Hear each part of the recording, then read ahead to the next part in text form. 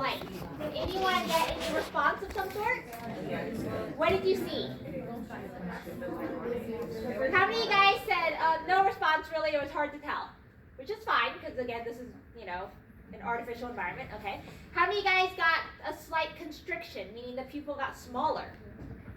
Okay, good. And how many of you guys got some dilation? The pupil actually got larger. Okay. All right, so in reality, what should happen if this were like a perfect setup, a perfect scenario you guys all experience, the pupil should actually constrict. Let's think about why. Why, if you shine a bright light into that eye, why should that eye's pupil constrict?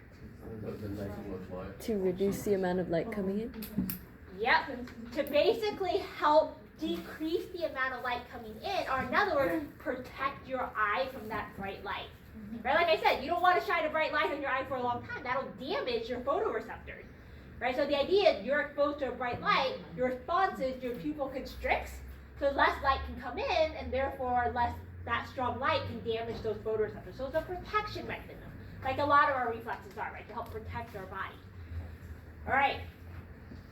The pathway that helps you do that. Remember the pathway of reflexes, right? You sense it, and then you send it towards the integration center, and then you send it back to move the muscle.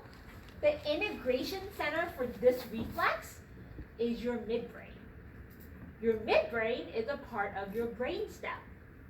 So, if the patient gets the light shine in their eye, and their eye has no response, what might a problem be?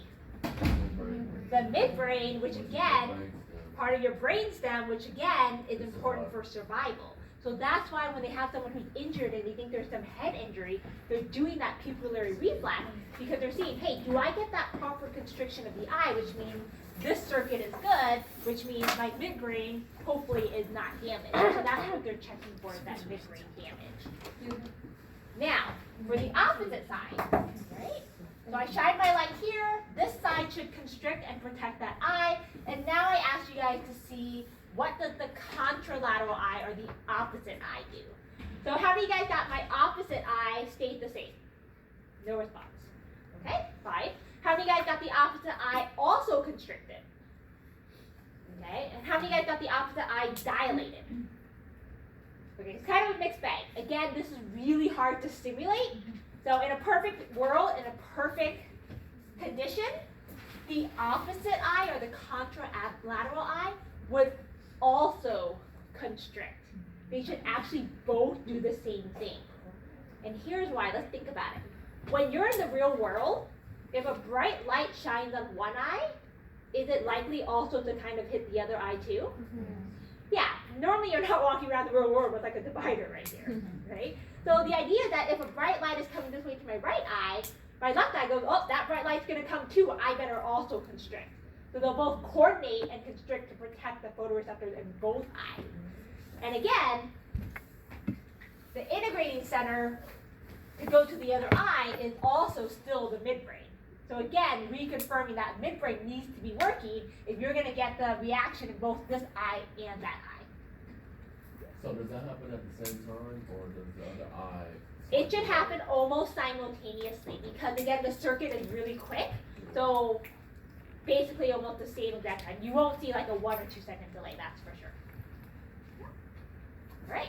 So again, the reason why we're doing this light shining reflex is to making sure that midbrain works. The midbrain is part of your brainstem. Your brainstem is critical for survival. So that's why they're testing these patients in those accident situations.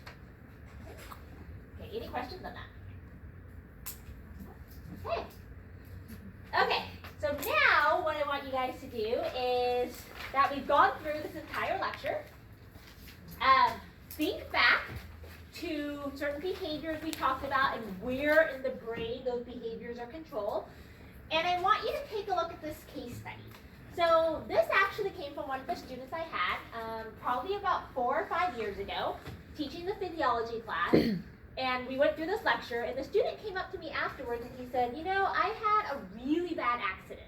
Student was about 24 or 25 when he was taking my class. He said the accident happened about 5 years ago when he was about 20. And the accident is as follows. he was working, and he worked as a golf caddy. So the guys who carry the golf clubs for the golfers. And he said one time he accidentally got a little too close to the golfer. No. The golfer took a big swing, and the club came and whacked him right on the head. He was knocked unconscious, went to the hospital.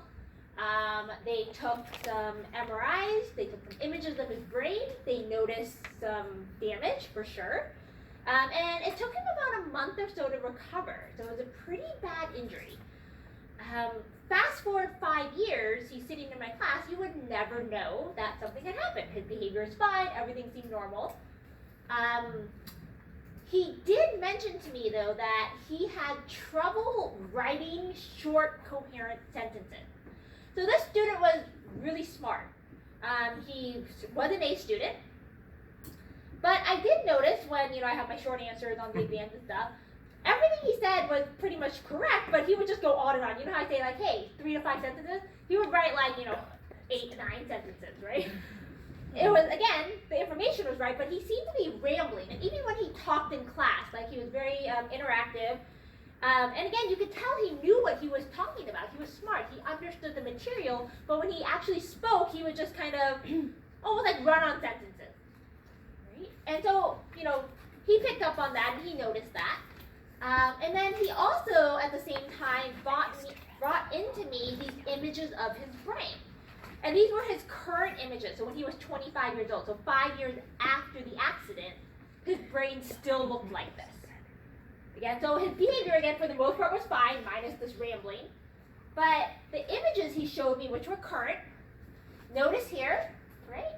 This little black spot here, that's where the damage is. This is a coronal view, so cut through like this. So this bright white spot here is where the damage is. And then this here is a transverse view, so sliced this way. And looking down, again, this is where the damage is.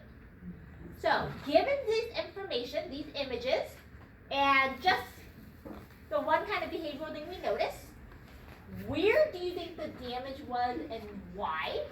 So that's your first question. Your second question is go back to the visual techniques we've used or talked about, and what type of image do you think this is and why? All right? So go ahead, work with your neighbors, and try to actually write down in 1 to 2 sentences the answers to each of these questions. Okay? So, I guess I don't know.